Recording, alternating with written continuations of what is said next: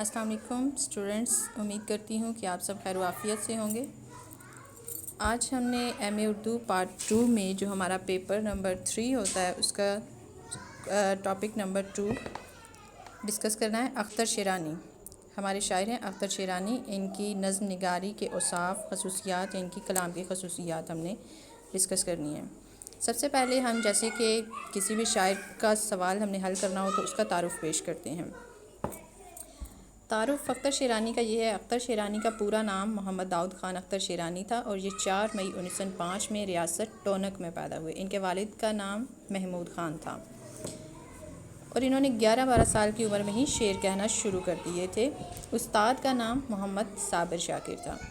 انہوں نے اپنی مختصر سی زندگی میں بہت سی یادگار تصانیف چھوڑی، جن میں سے چند ایک کے نام ہم یہاں اپنے سوال میں لکھیں گے۔ پھولوں کے گیت، نغمہ حرم، اخترستان، بہارستان، لالہ طور، صبح بہار، ٹھیک ہے، یہ ان کی یادگار تصانیف ہیں۔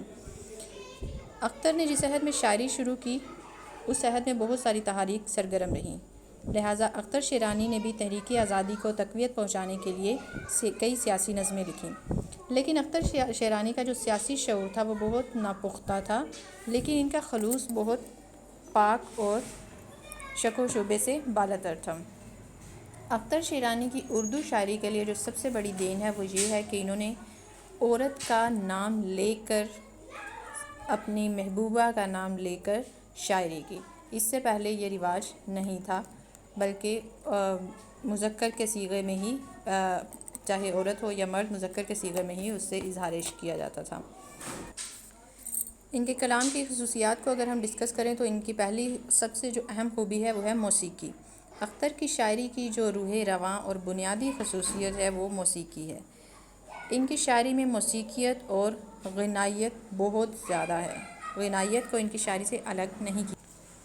اختر شیرانی جو ہیں وہ موقع محل کے مطابق ایسے الفاظ شاعری میں استعمال کرتے ہیں کہ قاری کے دل کو حسرت کے پھولوں سے بھر دیتے ہیں۔ ان کی شاعری ایسا محسوس ہوتا ہے کہ لڑی میں موتی پروئے ہوئے ہیں۔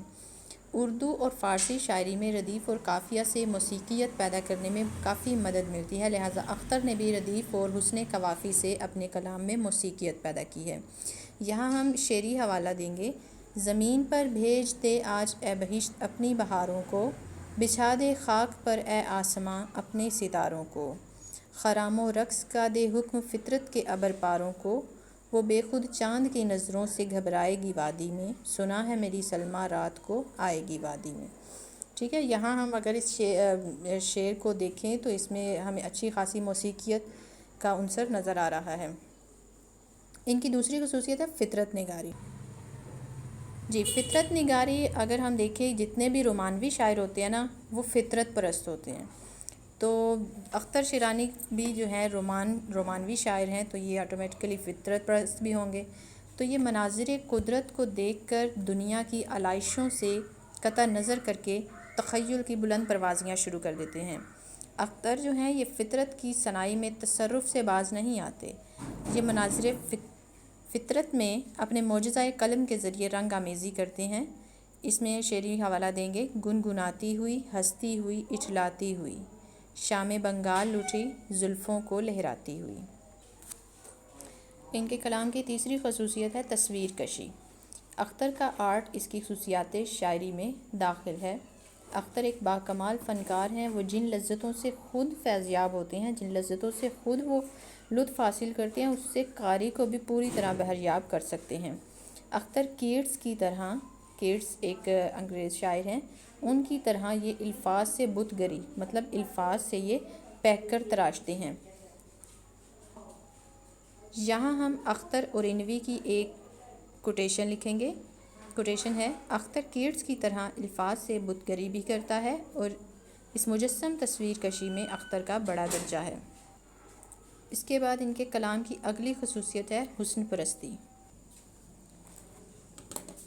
جی، ان کے کلام کی اگلی خصوصیت ہے حسن پرستی۔ رومانوی شاعر حسن پرست بھی ہوتا ہے، فطرت پرست بھی ہوتا ہے، حسن پرست بھی ہوتا ہے۔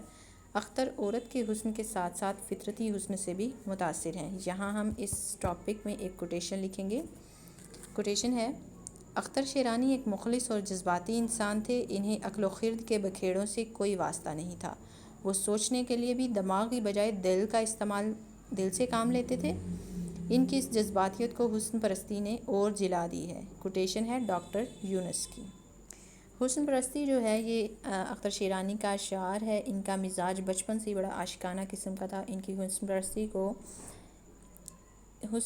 حسن پرستی ان کو فردوس ارضی کی سیر کرواتی ہے۔ اختر کے ہاں حواسیہ حسن پسندی ہے۔ ان کی حواسیت بعض اوقات انتہائی لذت کے غار میں جا گرتی ہے۔ ان کے کلام کی اگلی خصوصیت ہے تخیلاتی دنیا۔ محبت کے علاوہ اختر ایک ایسی تخیلاتی اور مثالی دنیا کی تعمیر کے آرزومند ہیں جہاں فطرت اپنی تمام تر رعنائیوں کے ساتھ بے نقاب ہوتی ہے، جہاں سرود و نور کی بارش ہوتی ہے، جھرنے رقص کرتے ہیں۔ اس دلکش وادی میں وصال محبوب نہ صرف دنیا کے غم و الم کو نقش و نگار طاق نسیاں بنا دیتا ہے بلکہ فطری حسن کے لطف کو مے دو آتشہ کر دیتا ہے۔ اس میں ہم شعری حوالہ دیں گے۔ میری آغوش میں ہوگا وہ جسم مرمری اس کا، وہ اس کے کاکل مشکیں وہ روئے نازنیں اس کا۔